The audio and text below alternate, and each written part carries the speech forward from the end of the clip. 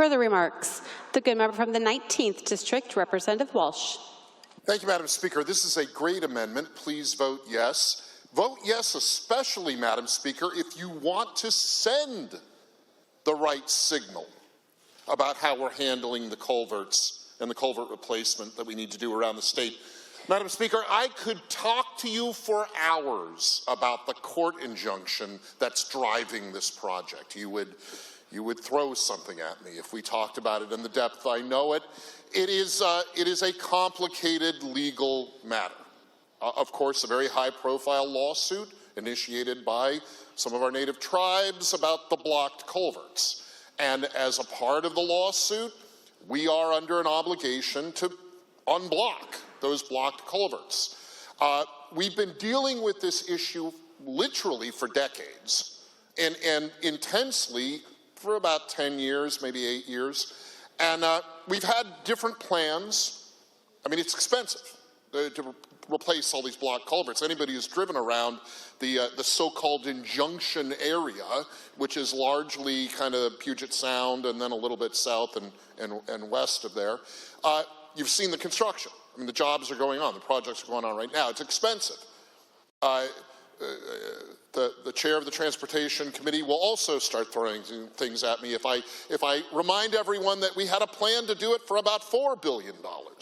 And that price, like all construction, has increased, as the good fellow from the 24th and the chair from the 27th have said. The prices have gone up, way up.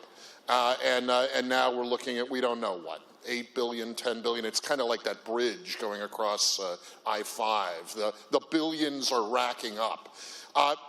What this amendment does is it clarifies our position on the financial commitment we've already made to replace the blocked culverts. And to this issue of sending the signal, the signal we want to send is we're going to fund this the right way. And there are better ways to fund it than are currently proposed in the underlying budget. So I think in the interest of working toward a solution that both satisfies the court's injunction and does it in a way that's best for the Washington state taxpayers who are footing the bill for this thing we lost in court. I don't know who lost it in court. We should look that up. Anyway, to do right by both the taxpayers paying for this project, this set of projects, and the obligation we do have, yes, because we lost the lawsuit, I think that the right vote here is yes. Because if we move this money around, we're not going to duck the responsibility completely. We can't.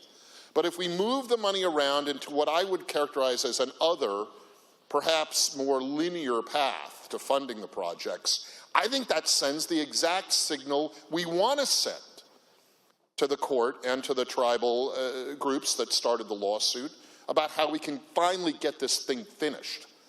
So, long explanation of what's going on with this amendment, but I think the right vote is yes, to send the right signal for how we want to finish this project. Please vote yes.